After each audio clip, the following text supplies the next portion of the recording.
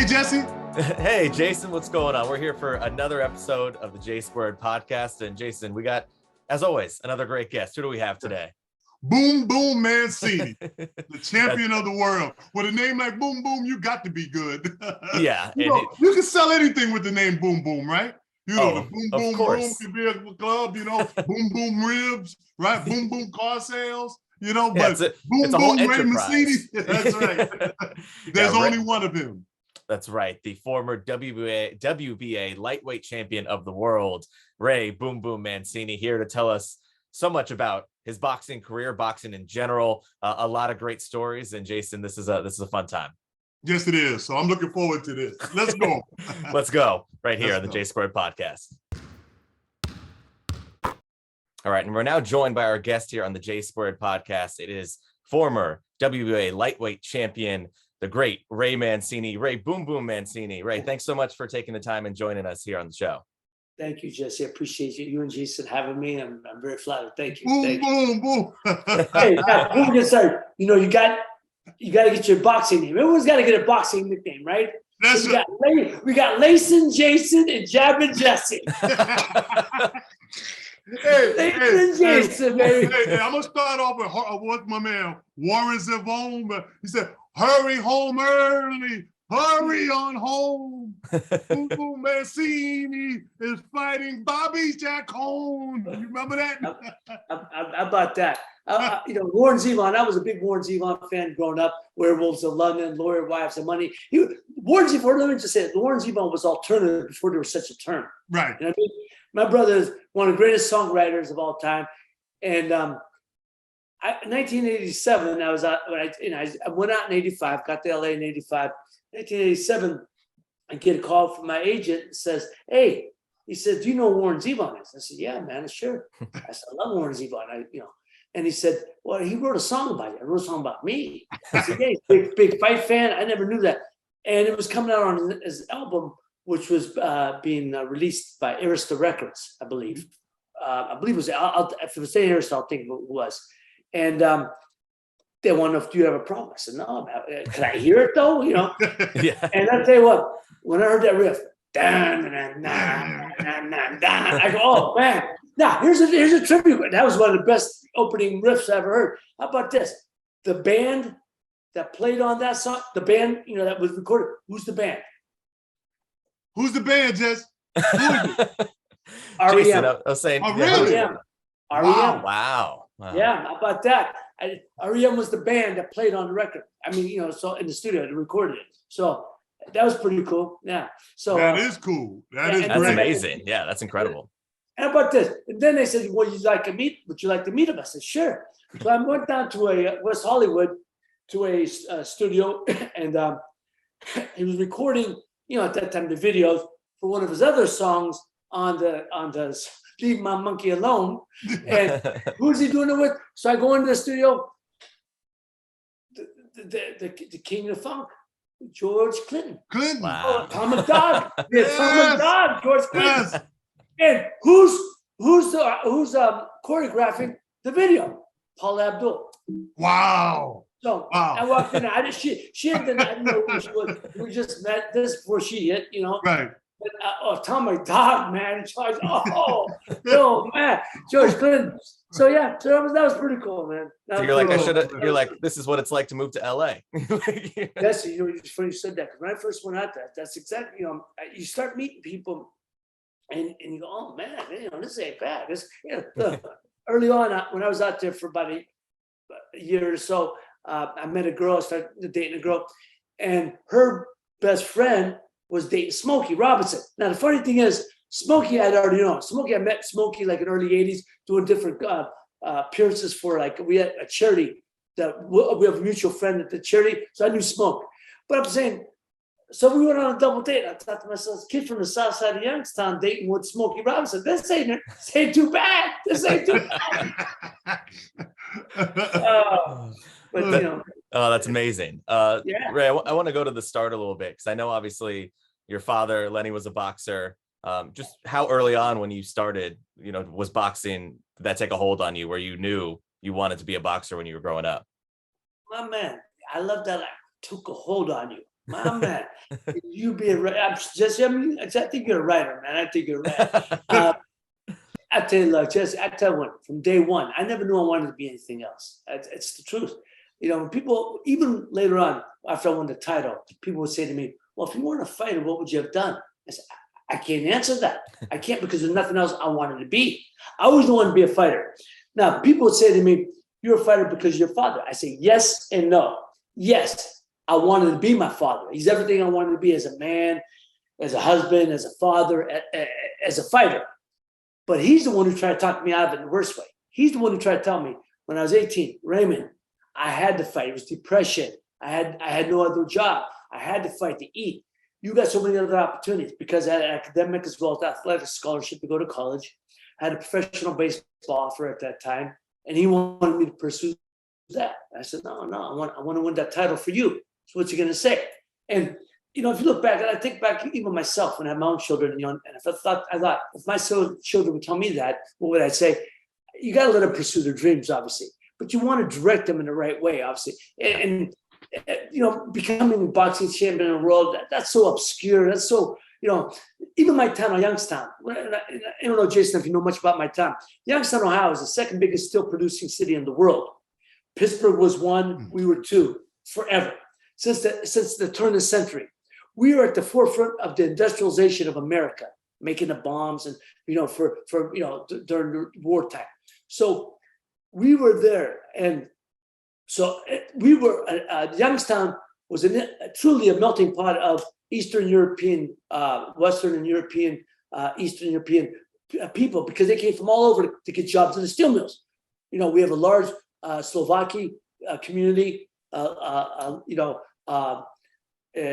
large Italian community and the Greek community, but now, you know, a large Afro-American and even a Hispanic community, the Puerto Rican community, but they come from all these, you know, Hungarians, because they work in the steel mills. And that's why this time is true a melting pot, and what it is a mixture of the cultures. So at that time, you know, getting a job was easy. But, you know, at that time in the 70s, it was like, hey, man, go to school. Nobody was talking about going to college. College didn't want to talk. Go to school, get a job in a mill. You always have a job, get a nice pension, put, you know, a nice home, put 2 kids in private school, 2 cars in the garage. You know, I mean, it was a nice life. It was a nice life, solid life. I wanted, but I didn't want that. I wanted something different, you know. So, and then of course the steel mill shut down in 1977, September 19th, what they call Black Monday, because in one day over 5,000 men lost their job. In 1 month, over 20,000 men lost their job. In over 6 months, 50,000 men. It decimated my city.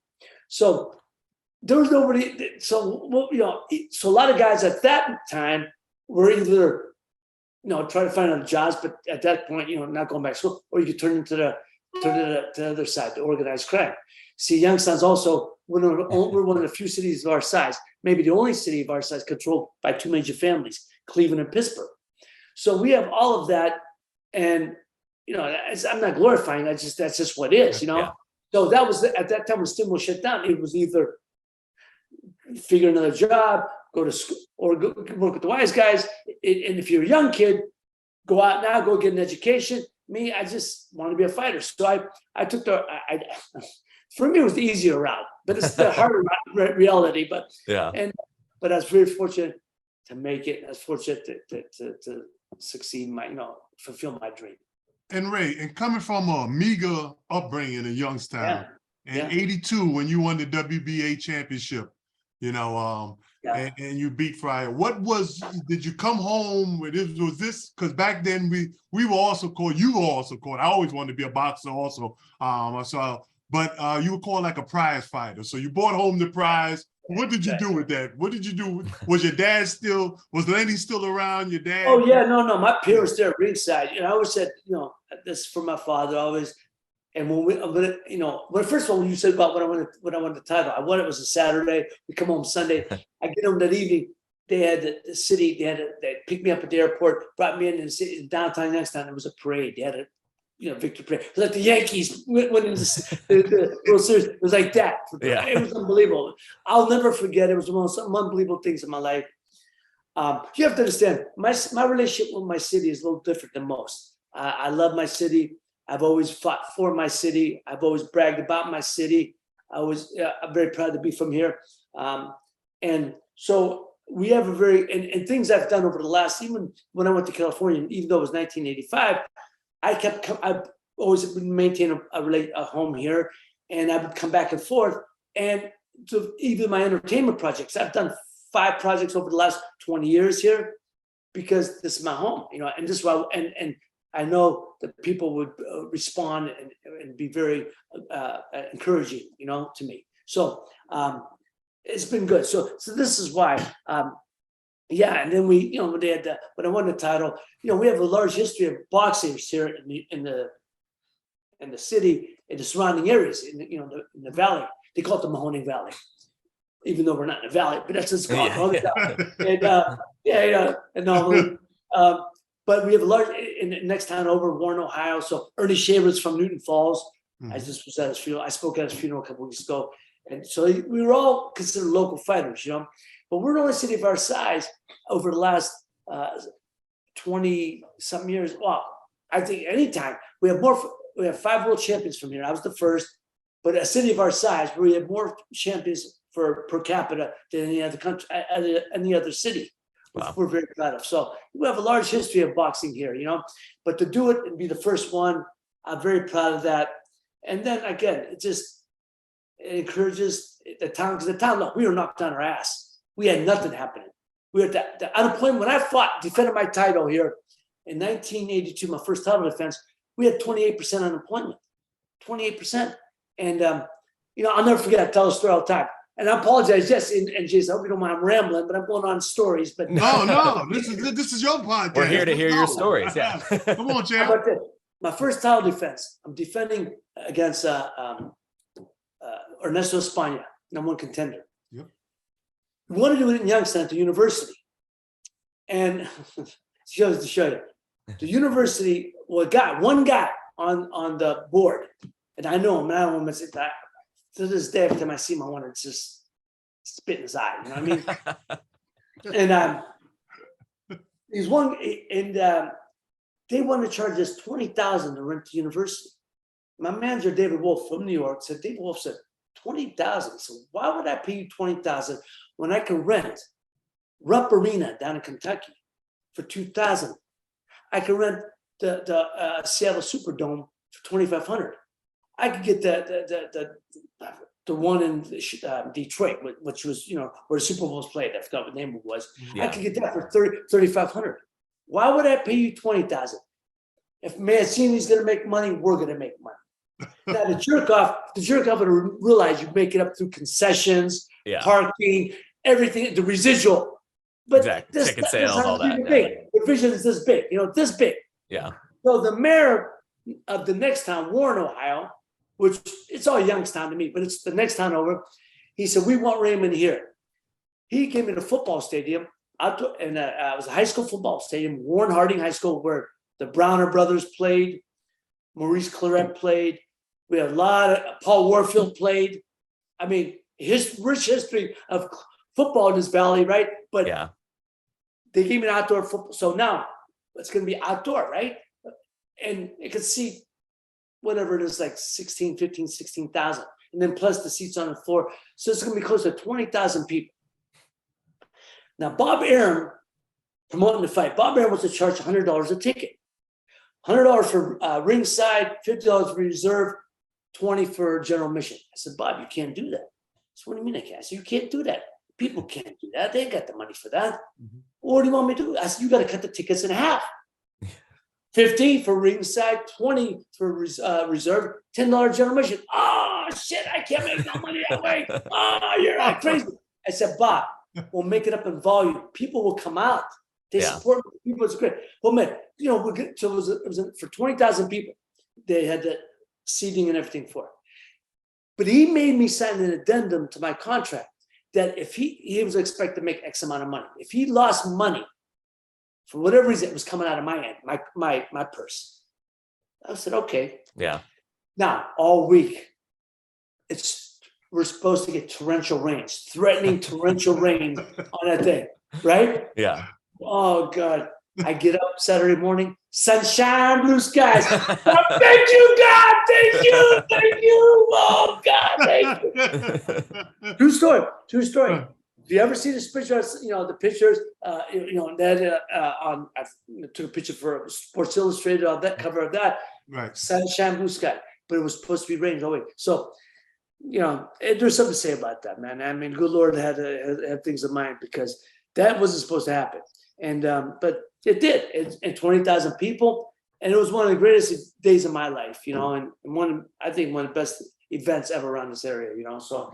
And Ray, from obviously getting to that point, what Jayson mentioned, you winning the lightweight championship and then defending it in front of 20,000 people.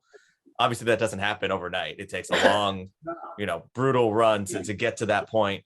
What was it like growing up boxing, where I'm sure your first couple fights were maybe in front of one or two people, and then you eventually. No, just it's funny you said that. I keep moving up because my seat keeps falling down.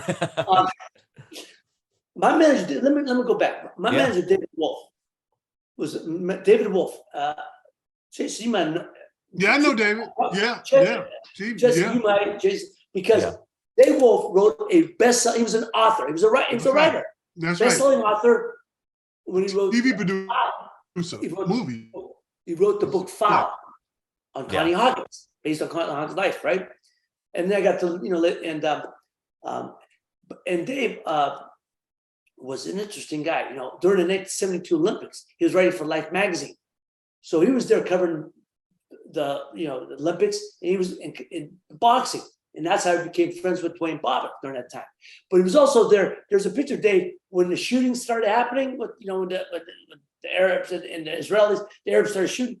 He's on the ground, and he was right there in the hunt, man. He was there. So Dave was an investigative reporter, right in the thick of things. He became friends with Dwayne Bobbitt, and after Dwayne Bobbitt left, he signed with Joe Frazier's camp. And Dave was very close with Joe. Dave was like the only writer Joe would allow in his camp when he was training for Ali. So Dave made the connection, the exchange between Joe. Introduction, yeah. That's the word. That's the word between Joe and Dave.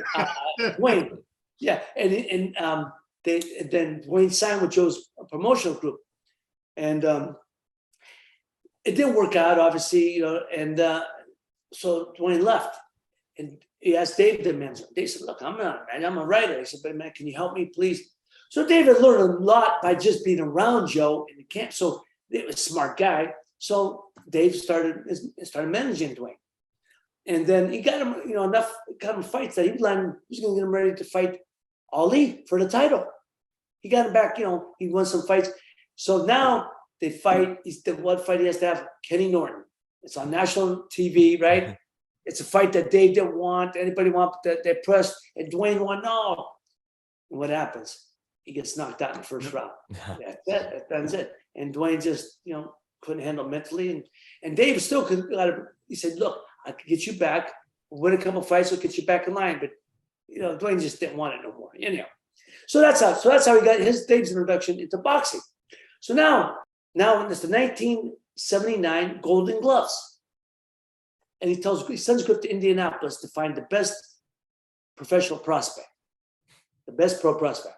So I win the first two fights. I'm in the semifinals. I'm fighting the defending national champion, Melvin Paul from Louisiana. Man, I beat this kid. I beat him good. I'm just saying, fighters know when they win. They know when they we know. We also know when we lose. Yeah. We know, man, I just, it wasn't my night. Didn't have it. But I beat him good. And they gave him the decision. And I was so heartbroken. Now, I'm sure Jayson, you probably can attest, there ain't nothing more political in this country than amateur athletics. Amateur athletics, the NCAA is the most Ku Klux organization you can get. And I'm going to tell you, and they are. They pimp off these kids. They make more money from these kids. And before, not now. We're talking about last year, then previous. But if you took the kid out and bought him a $10 hamburger, they could take away his scholarship and everything else. Right. It makes this absurdity. Now these guys are making $1 million. I mean, so what are you gonna do? So you got to give Reggie Bush back his Heisman, right? I guess. Right. Well, first of all, he was a stupid ass for even giving it to him. I ain't giving you shit. You want my Heisman? Come and get it. Come to my house and get it. I'll whip your ass coming to my door, right? It's at Boom Boom's house. It was stupid for giving back. Because everybody took money. Look, you remember what Eric Dickerson said when he signed his rookie contract with the Rams?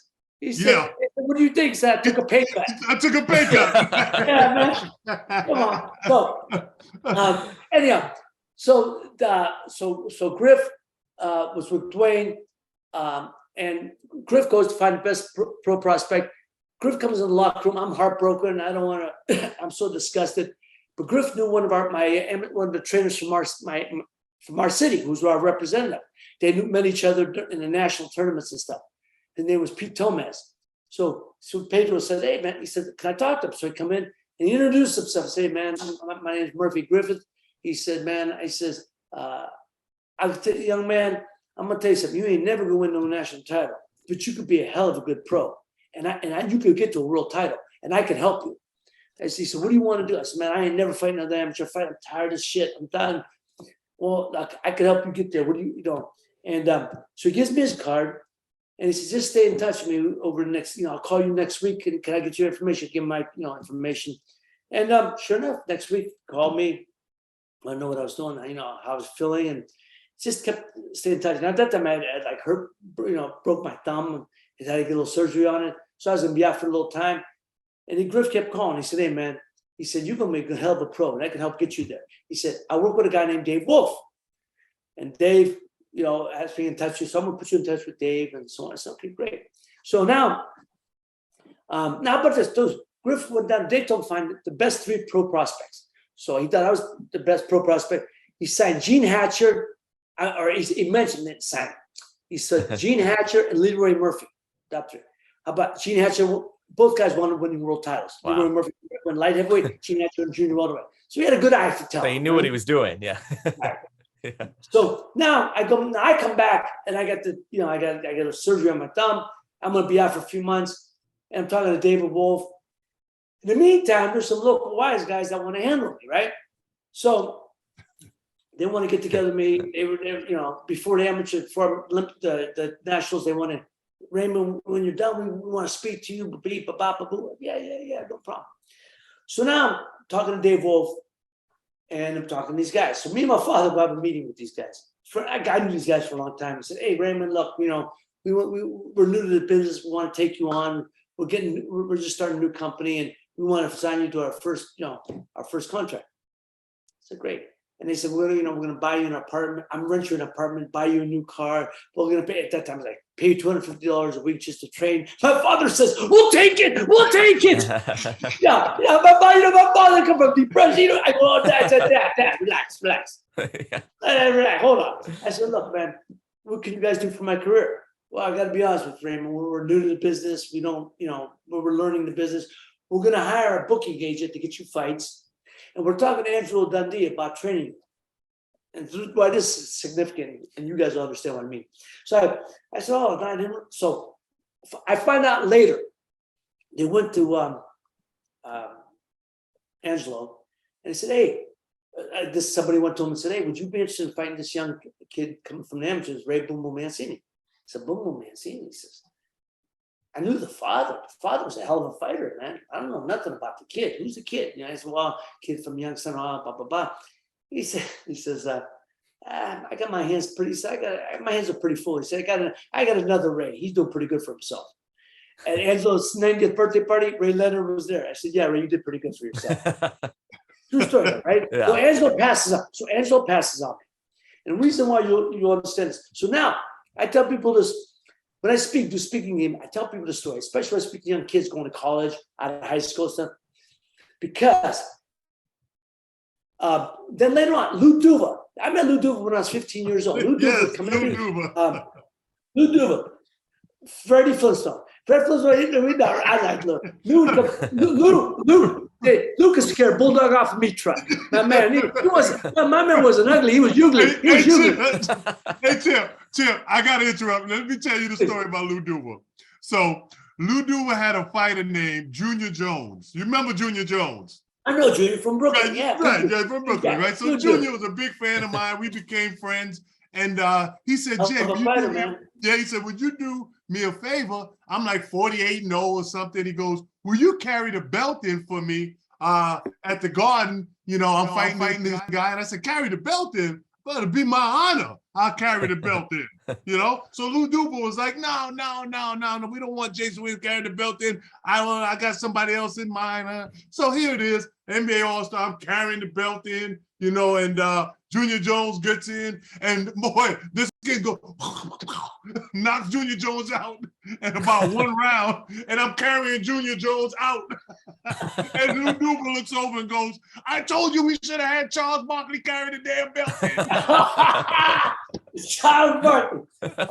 Lou Duval. Yeah, Jayson, you're like, that's not my fault. All I did was carry it. Lou Duval passed it. I met him 16, 17. Every year he'd come by, during the Golden Gloves. Cordelia was looking for the best white prospect because, we understand the deal. So he says, how smart am I? I said, you ain't too smart, Lou. Not too smart. So what I'm saying is, the reason I tell the story is when I speak, I tell people, like my son, right? My son, Ray, got a scholarship to go to. He couldn't get no offers when he come out of Sam, Ohio, Jesse. Yeah. You get no offers. But so he's getting some like D2, D3 offers. He was like upset. I said, Ray, D2, D3, what difference it make? If you could play, they'll find you. I wasn't first on anybody's list. I wasn't first on it. And I give this example. And that's what I tell when I speak to high schools. I tell these kids, come understand, if you want to play, if you really want to ball, if you got the goods, they'll find you. And Jayson, you know as well as I do. If you got the goods, they'll find you. That's right. D2, D3, they'll find you. Some people will talk. You ain't got it. I wasn't. Dundee passed on me. Duva passed on me. Everybody passed it. But I found a man. Murphy Griffith wasn't high on anybody's list, though he was a great trainer, but nobody knew about it. He saw me, and he saw in me what it could be. Mm-hmm. And that's what that's the moral of the story. My trainer, Murphy Griffith was the uncle of Emil Griffith. And I tell people all the time, I had a black trainer and a Jewish manager. Hey man, I was a Rainbow Coalition before Jesse Jackson.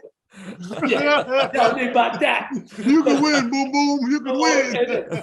It was funny, but that was us. That was the three of us. So that's the best, and that's the So and Griff took me, and Griff molded me, and I lived.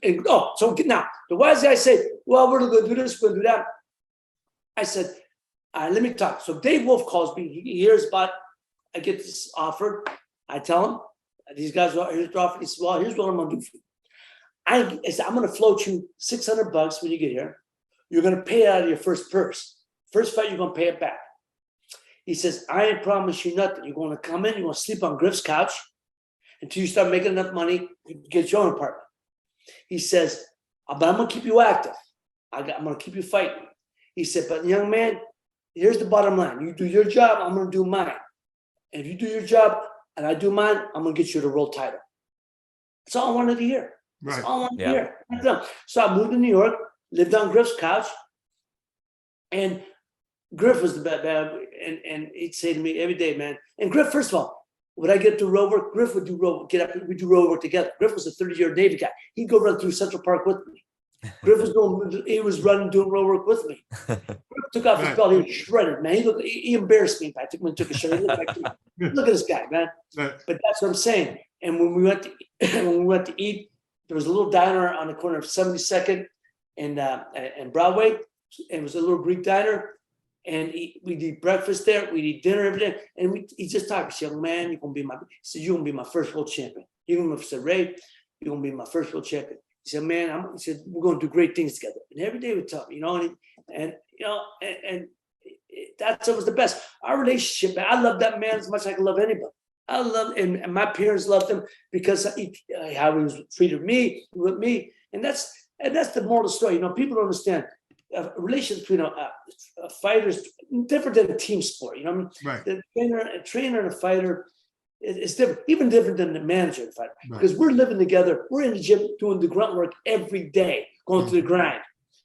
But I'll tell you, and Dave Wolf was smart enough. Here's I've turned pro in October.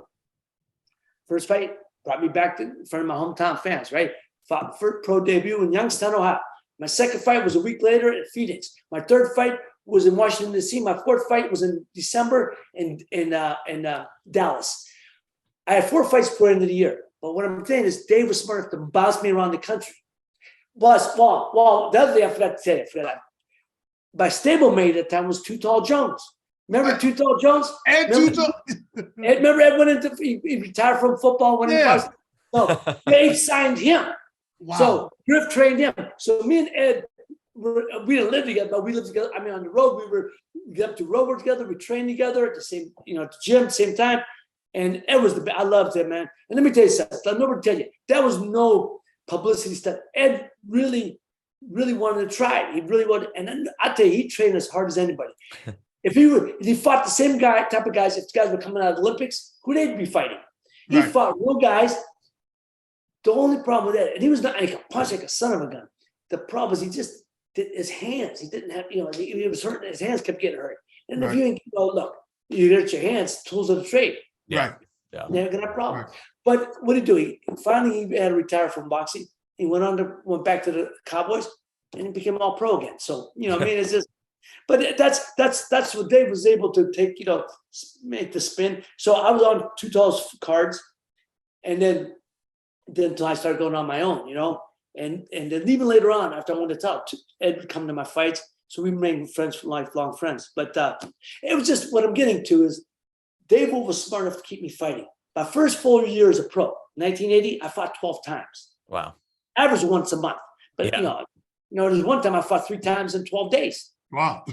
Because, and that's not counting your marriage. It wasn't at that time. I didn't get married after that, after I was retired. But Dave was doing was it kept me active. And that's what you want. So what I'm getting to is I kept fighting. Nowadays, you got guys, they ain't having 3 fights in a year. They don't even have 3 fights in a year. That's the thing. I was active. The one thing I'm most proud of, and this and I'll stop going to other stuff. One thing I'm most proud about my career, I was a champion from May of 82 to June of 84.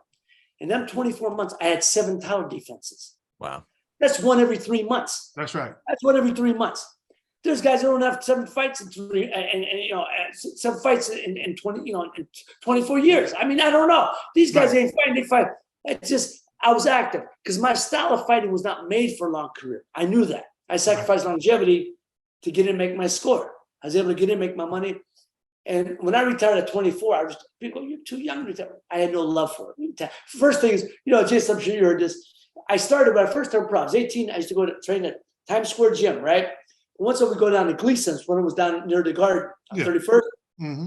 The old timers would say, "Hey, kid, let me give you a little bit of advice. Get in, make your money, and get out. Don't stick around too long." Sound like good advice. Right. Yeah. I'm tired. Same guys. Hey, what the hell's the matter with you? You're too young to retire. Well, make up your mind, man. But that was the reason why I retired. I had no love for it. I thought it wasn't hungry no more, and it was time to move on, and that was that. Well, Chair, I remember you saying, "My strength is in my weakness, and my weakness is in my strength." Now, if you go back to like what has destroyed basketball in my name is in my opinion, is AAU, right? So these kids now get 10 pair of sneakers when they're in the 3rd grade. You and I didn't get our first pair of sneakers until we were in college. Everything is given to them on a silver spoon. And now when they get to college, they're first of all, they have no adversity. You guys have, look where you started from, it was all about boxing. I remember it, boxing was everything. You come out of a Bruce Lee movie, you thought you knew Kung Fu, That's right. And then you come out and get your behind kicked by a boxer. But now you got so much, it's so, it's so spread out now with, guys who are going for the quick buck with the Logan brothers, God. Their whole their legacy. Oh, God. You know what I'm saying? I'm going to throw up over here, man. I can't, Look. I get it. Don't get me wrong. I get it. I admire the guy. I admire Logan Brothers. Right. Created a niche. You can knock them. They created a niche. The fact, and I'm going to say this, they train like real fighters. They do. They try. They got real fighters in the corner. They got BJ Flores in the corner, trainer. They got the Andre Berto, the hype guy, They train real fighters. They got real guys in the corner. They just can't fight. Not a lick. Not a lick. But Jesus, man. But they look, I tell people, man, just don't drink the Kool-Aid, man. Just don't drink the Kool-Aid. They sell the shit pretty good, man. And but this fight, I'm gonna fight a boxer. And then the whole thing about the Tommy Fury. I don't know if you know about that thing, right? Yeah. This kid, Jake Paul knew he couldn't get him in the country. He knew the kid had a problem from coming in because of his manager was all, mobbed up over there. Yeah. And anybody associated with him, they wouldn't let him in the country. This Jake Paul knew it. So he comes out and says, I offered him all this money. He knew he couldn't come in the country. And then what you do? Instead of saying, well, I'm going to fight a real fighter, he takes another MMA guy. Yeah, retired MMA guy, yeah. See, this is what they don't get. The reason why these guys are fighting any other genre, they kick everyone's ass, right? Right. Same thing with Floyd. Floyd won him in the ring because there's a reason why. I just studied Brazilian Jiu-Jitsu for 12 years. Right. I got my purple belt. I thought I won the world title. I was walking around. But the point is, 80% is on your back, 10% is kicking, 10% is a little bit with the hands. They don't train to get hit.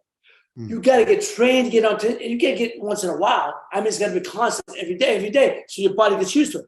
That's why these guys, as soon as they get tapped, they're all over the joint. The body, they can't take a shot. And this Paul brothers, they know that, so they wait and they wait. But I thought I was up to one in Cleveland last year, and I'm looking around at 16,000 people, and you know what it was? You know how Jayson. Justin Bieber had all the Bieberettes with the hair. Yes. You had those kids. All these kids had their hair bleached out like the Paul brothers. And I said, you gotta be shitting me. Oh shit! And then also you hear a roar. Like, who the hell's here? I thought like Ali walked in. It was Logan Paul. Logan Paul. I go, I'll be damned. You got And then so you got Dave Chappelle coming to the thing. He's at the fight, and I'm shaking my head, going, "This is what they can sell the bullshit pretty good. Yeah, they sell it pretty good. They've got the people hooked on it. They got a brand. They just can't. Don't drink the Kool-Aid. So that's what I said. So what do you do? Well, instead of fighting another fighter, he goes and fights Anderson Silva, another MMA guy. Now, so you don't know. It's just. Boxing now has become right. Look at the guys on the PBC. I did commentary for the PBC the first year, right? I said a 4-year deal. I do it, Al Heyman asked for me. Beautiful. I'm honored. Thank you. I'm the first guy they signed. They tell you, Ray, you're the first guy who said it. I go, well, what does that mean? Do I get a bonus? I get more than anybody else? Oh, no, man. We just want to. Don't mean shit. I was also the first guy they got rid of, too. So what does that mean? But here's what I'm saying. I did the first couple of months, they call me in. I get a call in from the guys at Fox. Guy who walks in, Billy Richards. Ray, are you happy? Yeah, Billy, I'm happy. No. I said, are you happy? He says, yeah, we're very happy with you. I said, good, I'm happy that you're happy. So I just want to know if there's anything we could do for you. No, everything's all good. Well, good, thank you. I'll leave. A couple days later, next fight, I get called back in. Mm-hmm. Ray, we're in partnership with the PBC. Yeah. And they're our partners. Yeah, I get that. So you can't talk about the fighters that way. I go, what? You can't talk about the fighters that way. I go, yes, I can. That's my job. Of course I can. Mm-hmm. Of course I can. Mm-hmm. Right. Well, we don't, I said, I said, you want me? Oh, I can't criticize. Oh, I said, look, let me explain this. I said, real simple. I'm a lover of fighters. I love the fight game. I love the fighters. I will never question a guy's heart or his talent. Because if he's on TV, if he gets in the ring, he's got the heart. If he's on TV, he's got the talent. But I will question their desire, their commitment to the sport, their condition. I will question other things. He said, well, you just can't do that. I said, well, I said, look, I enjoy what I'm doing. You guys treat me good. You want me to be the corporate guy? I'll be the corporate guy. I said, but then you don't want me to be me. No, we want you to be. I said, no, you don't, because that's not me. Mm-hmm. Well, I said, okay, no problem. I'll pull it back. Because, I don't want a couple months into it. Man, I don't. Right. But I'm still talking. Right. And so I get called back in about 4 months later. Same thing. I said, look, man, I know what you want me to do. I'm doing everything I do.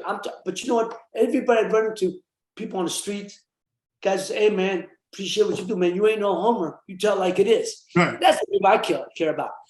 But I think the nail in the coffin was when, if you remember, the last fight was in November. Deontay Wilder came back and fought Luis Ortiz. Yes. He knocked him out, and so they're talking about Luis Ortiz coming back, and they said, well, you know, and Brian Kelly goes, well, Luis Ortiz put on a hell of a fight. He was leading up to that time. He'll come back and he'll be a world champion. I go, no, he won't. No, he won't. They go, what? I said, first of all, you have to understand. I said, they said he's 42. Add another 10 years to that. He's 52 if he's a day. Right, that's right. I said, Jesse knows. I'm very familiar with the Cuban culture. My kids are Cuban, as Jesse knows. My kids are Cuban. I said, they come here. They don't have fast. They don't have no birthday. They just make up shit. Yeah, 42. I said, yeah. And the funny thing is, 3 years later, after they still 42. I go, shit. Time travel is a hell of a thing. Time travel is a hell of a thing. So. But I said, no. I said, but he's the gatekeeper. You want to fight for a title, you got to go through. Well, you know, after that, I didn't get re-upped. So yeah. Hey, champ, I'll tell you another story. So one of my favorite boxers besides George Foreman, I just love George Foreman.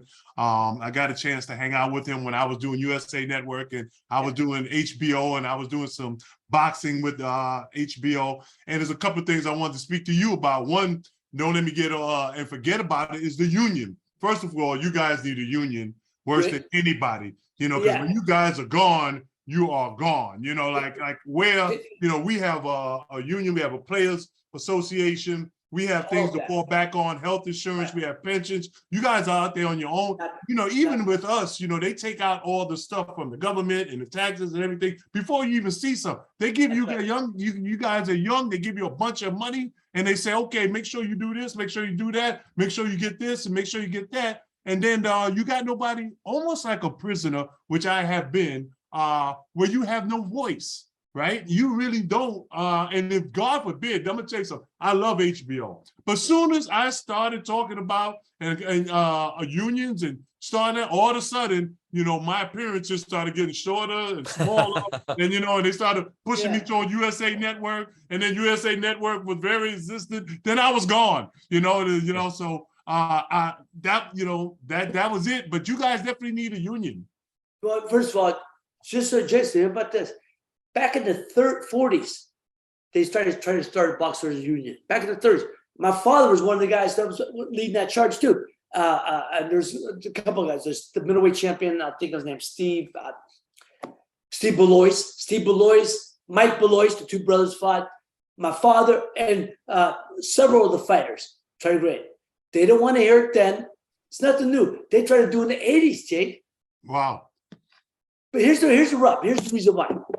You guys got one National Basketball Association, National Football League, MLB. Boxers got Bob Arum, Don King, Al. We got it's all fractured. It's all, you know. So am I going to pay into? You know, Bob Arum said he would pay into things. He would do it, but you got to get everyone else come together. And you know, some champ, I watched how Lou DiBella developed everything. I watched a good friend of mine, Oscar De La Hoya. You know, how he went into promoting fights. And a funny story about Oscar. So me and him became very tight, and we hang out all the time. I have a brother who's Puerto Rican, and Puerto Rican and Mexicans, I don't know what's going on there. They don't get along, you know, and especially Puerto Rican fighters and Mexican fighters.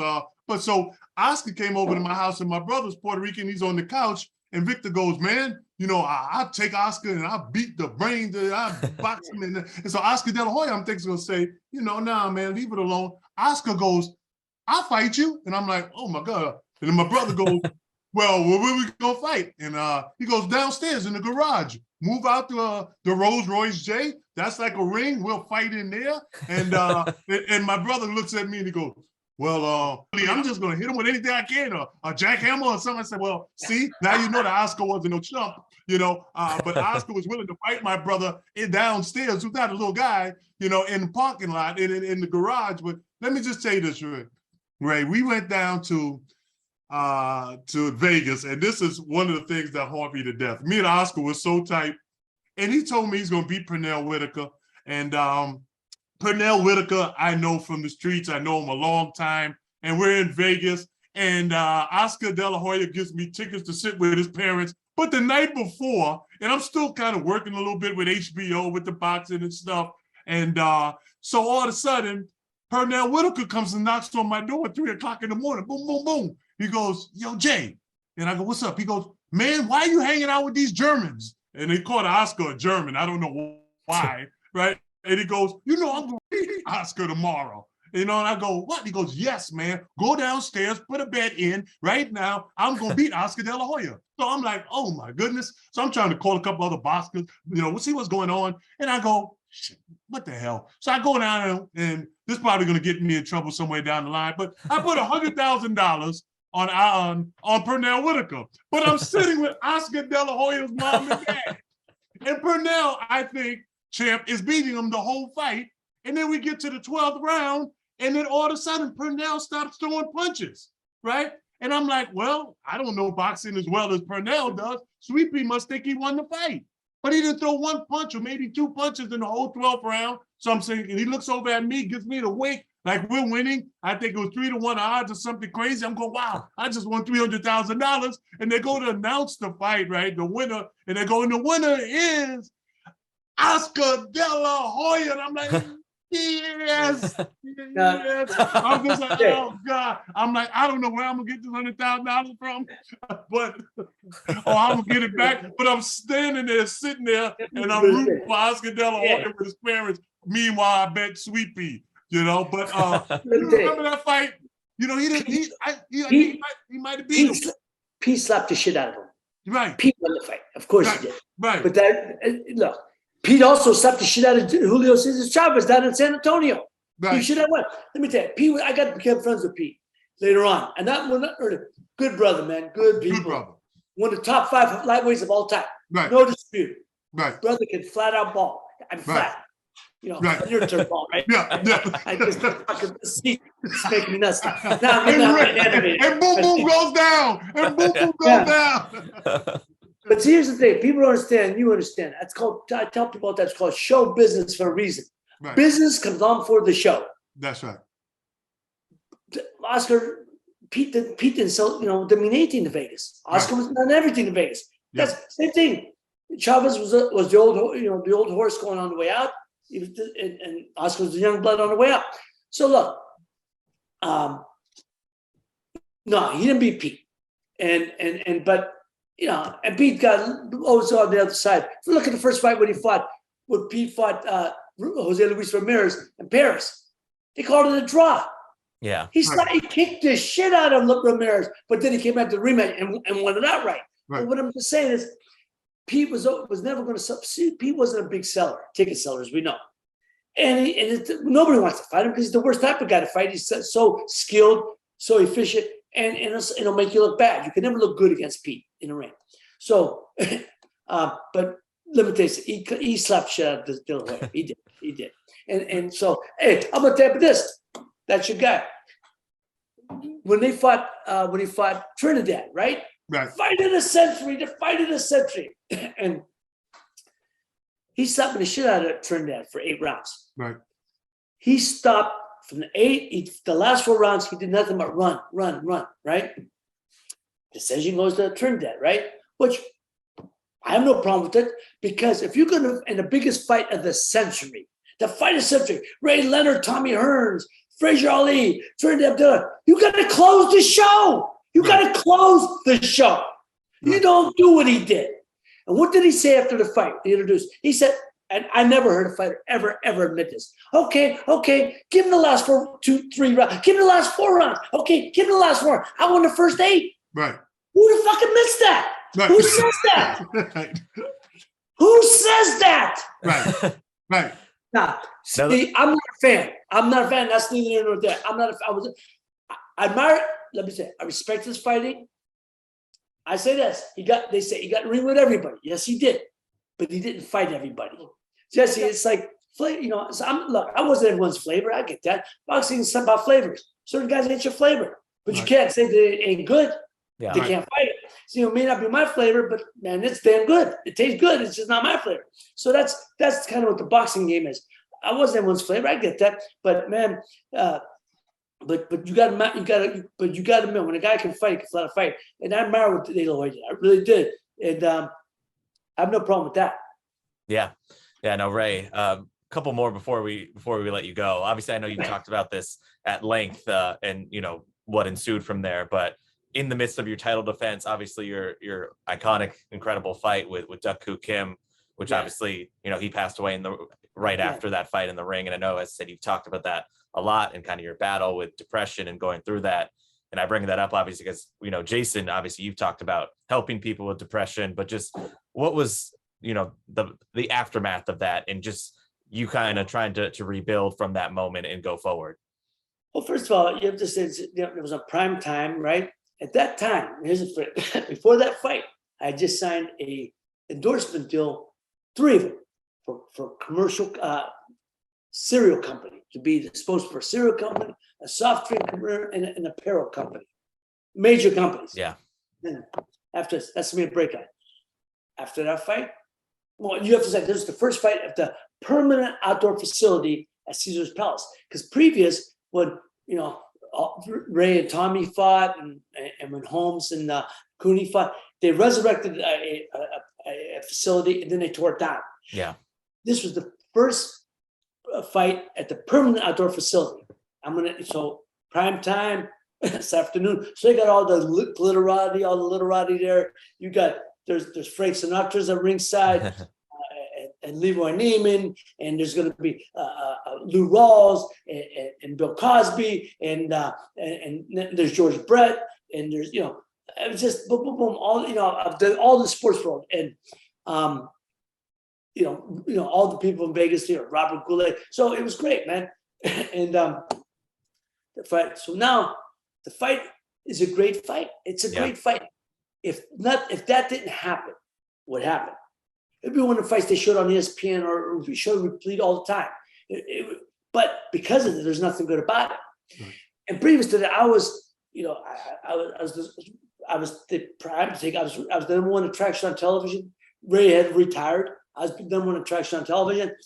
So now, becoming that, after that fight, and it was, you know, wasn't anything. It was during the middle of an exchange, and it was like, you know, the referee could stop it, let it go too long. No, what's the matter with these people? Yeah, not the stuff. One thing I always tell people, you can't remember, you know, just one of the things you remember during the middle of the fight.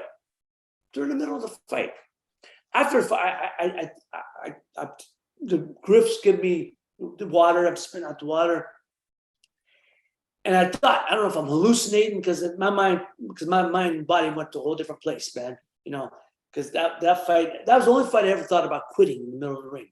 Wow. During the fight, my body was hurting. My head was hurting so bad. It was such a brutally physical fight on both of us.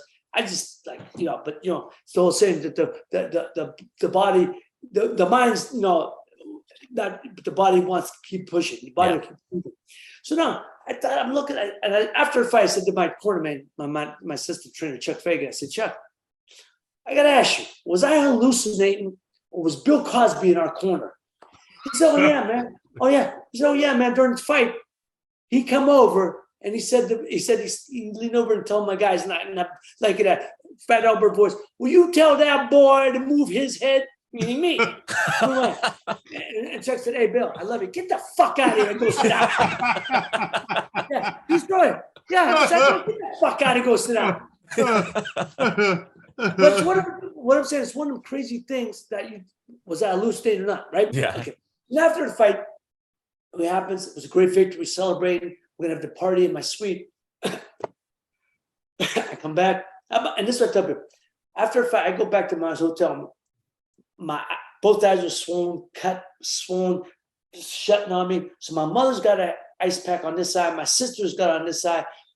both hands are swollen. My mother's weeping over me, just weeping. I said, Ma, why are you crying? We won. But to see me, I was physically just brutalized. Yeah. I get a knock on the door, and Griff comes in. Murphy Griff says, "Oh man, Ray, we got to talk." I said, "What Griff?" I said, "Oh man, Ray, it ain't good. Don't look good." What? He said, this boy Kim don't look like he's gonna make it. So what done? I said, "Man, he went to the hospital. Don't look like he's gonna make it." He said, "Yeah, man." So Dave's gonna come up and talk to him. They both come up a few minutes after. He said, "Kim, come on, put on life support." He said, "They don't look good. They don't think he's gonna make it." From going to the highest of highs, I was at the highest, man, what a great victory, to the lowest of lows. I'm like, And so I wanted to go see him. They said, no, they won't, that's not a good idea right now. Well, they just let them take care of what they got to take off. So that was Saturday. Sunday morning, I went to the hospital. The doctor said, "Look, you can't go see him. There's nothing to see. He's on a support system. He's not going to make it." He said, "We're just keeping him alive now until his family can come over from Korea." And so, but look, he said, "We'll get in touch with you. We'll let you get in touch with the family. We'll put the family in touch with you, whoever needs to get in touch with." So we got in touch with the Korean consulate, extend my condolences after found out he died. Yeah. The thing that killed me, hurt me the most is I was on the climb, man. Now, boom, I'm everything that's good about boxing now, right? To becoming the poster boy for everything that's wrong with boxing. And then you get all these people. I used to watch this on TV, and my parents seeing how they agonized and how they pain. They weren't paying for me, but and they'd say, "How could a Catholic Christian boy like Ray Mancini go in the ring and do what he do this? How can he say he's a Christian boy?" And that hurt me, man. And so I went to see my priest, talked to my father, who was very close to me. He said, "Ray, nothing." He said, when you hear about God's will, things like God's will, we don't understand. We ain't meant to understand sometimes, but it is what it is. And Jayson, you can identify. We don't understand. It's God's will sometimes, but we don't understand why. Mm-hmm. Why? How? Why? And it's it. So that's what I'm saying. So that was it. Now I'm on watching the nighttime, right after on channel, and ABC News. And they're bringing up me. They're bringing up my fight, and I'm thinking, oh my God, talking about everybody will got a commentary about me and my career and the fight. Oh man, it was brutal, man. And then, of course, I would go out. I didn't want. I couldn't leave the house for a while, and then I kind of get out. So I go out, and my friends would protect me. We'd stay in a corner. Then people come up to me and say stupid stuff like, "Hey man, hey Ray, man, hey, what's it like to see somebody go down knowing they're never going to get up?" Oh my God, And then you go, "Hey man, what's it like to kill somebody?" And you go, "Oh shit, man, I can't believe I'm hearing this." Little boy went down. I went to see my nephew play football at the time. Little boy come up to me. Little boy, he said, "Hey, boom, boom." He said, "You know who I am?" I said, "No." He said, "I'm Dooku Kim's son."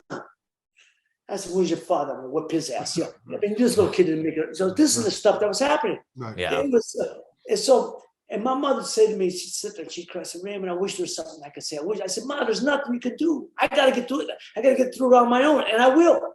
Just let me do it."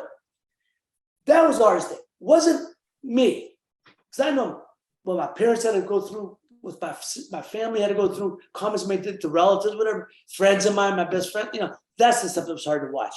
And it, and it didn't to years. Even my kids went to school. They'd come and say, "Hey, your father's a murderer. Your father's." I'd never forget my daughter, Nina, she'd come from first or second grade. And the little boy called her, "Your father's a murderer. Call me." And so I sat her down, I explained to her what happened, and I showed her the fight. And she said, "Bobby, you didn't mean to do that. That just happened." I said, "Yeah, something just happened." But that's the stuff that was the hard. Wasn't me. I'm gonna get through. Yeah. My family had to hear all this sort of stuff. And Ray, I know the feeling. Obviously, two different situations. But you're something that you'll never live with. Accidentally taking a man's life. And when you're in the ring, there's it's just very serious. There's nothing comical. There's nothing funny about it. And I remember when this happened, and as I remember even after it wasn't even a spin that they was trying to put on it for you to help you back. But I remember like 4 or 5 days later when they went to his hotel room, and he had on his hotel room, Mr. Kim, rest in peace, but what he had on his room, it was said on his wall, it said, kill or be killed. Right. Not that you were doing what you were supposed to do. You were protecting yourself. You didn't want to go in. Nobody wants to. Now you look at MMA and you look at these different sports and people bleeding all over the place. And now it goes on, you never really saw that in boxing. You didn't go out to hurt nobody. You went out there to protect yourself and win, but this young man had something that was serious. And people always like, well, he couldn't have wrote that. But if you know their culture, you know that he that. You just said the culture. It's funny you said that, Jayson. Because that was I didn't know about that until after the fight. They actually wrote on a lampshade, kill or be killed, a cream. And the guy asked them, I didn't know, they found it, and because I found this out later, his corner man said, what's that? He said, why'd you write that? He said, because either he's going out or I'm going out in that box. And I said, see, he already had, and you just said the kamikaze mentality. See, the Asian culture is different. We know that. We know that. And I admire them very much. I've been to Korea a few times now, and I've been to, and they're just wonderful, wonderful people. But it's a different culture. So, and that's what bothered me. That's, I guess, brought me into depression for the longest time. What bothered me was why him and not me. Meaning, we were both in the same type of fight. It wasn't like I was knocking from pillar to post and winning, I was trying to dominate the fight. No, it was a give and take. And it happened during the middle of an exchange in the beginning of the round. The round before, he had me backing up. He had me backing up at the end of the round. I come hit him. I threw 20-some unanswered punches, but I hit him with all of them. He kept moving. And then I got a little gassed up. And then he come right back. He started banging me. I said, so then I came out to get around, and I just happened to catch him during an exchange. When he went down, we jumped. Because it was one of the greatest feelings. But then, of course, you just won an epic fight where you guys are both, going after. What bothered me, and later on really haunted me for a long time, why him and not me? Because my style of fighting was not going to change. My style wasn't going to be any different. So if it wasn't, who's to say it wouldn't be me next time? So that's why I decided whether to fight or not, whether I was going to fight or not. So but for me, in my life, I have to make decisions quick. I can't linger, because like when my brother was killed, after we buried him, I told my manager, I went back. I said, we buried him on Thursday. I left on Friday. Got back to New York. He said, give me a fight right away, because I got to get back in there. So for me, I have to move on with my life. That's how I am. I've always been that way. I mourn it, I depress it, but I say my prayers. I rely on my faith in Christ, and I leave it in God, my Lord's hands, and I move on. So during the same thing with this, I was praying. So at that time, one of my dearest friends, it was my former teacher, but he also came down to one of my fights. He was the only guy in my dressing room other than my father, who was allowed in there, was Father Tim O'Neill, who became one of my best friends and my personal chaplain, so to speak, my personal priest. He'd say blessing for every fight, say a blessing over me, and then he'd take my father and I'd go sit down before I come out. I used to see him, and he just said to me, Ray, I don't know. We don't know what. We just got to rely on our faith in Christ. We got to rely on God's will, whatever God's plan. We don't know what it is. That's the thing. We don't know, but you got to have faith and rely on that faith to get you through this. And I did. And that's the only thing got me through was my faith. Amen. Because you could listen outside the world, everything you could hear about it, read about it, listen, and you want to take the bridge. And I tell people, I understand why people, put one in the head, put it here, I understand. Because life, if you don't got that faith, if you don't got a base, something to hold on to, you lose your mind. And Ray, and one of the things I heard you say before is that it's not about how hard you can hit. It's how hard you can get hit and keep moving forward. Yeah. And look, you keep moving forward all the time. I've seen you doing so many producing, so many movies, so many things that you're doing in your life, commentating. I heard you just right now getting yelled at by your wife. You know, you just got a great family. She put all your belts and everything in the closet, and now you got to she got in the closet. I got podcast with me and Jesse. You know, man, you've always been one of my favorite fighters, man, one of my favorite people. And brother, you know, keep your hands up and keep moving forward, because you are a champion. I truly appreciate it, man. I appreciate you guys. And Jesse, we got to do it again, man, because there's so much more to come about. But I want to tell you real fast. I know, you know, and I just talk about Charles Barkley, and I got to know. I don't know. I got to know through the circuit, making appearances. I had my kids with me. He loved my kids, and they loved him, man. Right. Chocolate Thunder. That's my God, my man. Daryl, I said, oh, what a beautiful soul, man. What a beautiful guy. Yeah. A quick story about Down Dawkins. I brought him out to a 5-star restaurant. He was older. He was retired. He used to wear these purple suits with, you know, purple alligators. And he had a size 23 foot. And I bring him out, and he always asks the same question. You got any chicken on the menu? And they'll go, yeah, we can make up some. And we're in an Italian restaurant. So, you know, they're putting Parmesan on it. And he goes, hey, you got any hot sauce? And then they go, no, we had no hot sauce, Mr. Dawkins. And he goes, no, thank God. You know how big he was. He reaches in and he pulls out this big bottle of hot sauce. And he puts it on the table out of this big purple suit. He goes, don't worry. I bring my own hot sauce everywhere I go. You know, God bless. Oh yeah, God bless Chocolate Thunder. Good people. And another good guy, another guy I'm good friends with, and we have a mutual friend, and we do appearances together. Is LJ, Larry Johnson. Oh yeah. I see Larry. I see Larry. Yeah, that's it. I see Larry. So I tell him I spoke to you. Thank you very much. Great guy. Yes.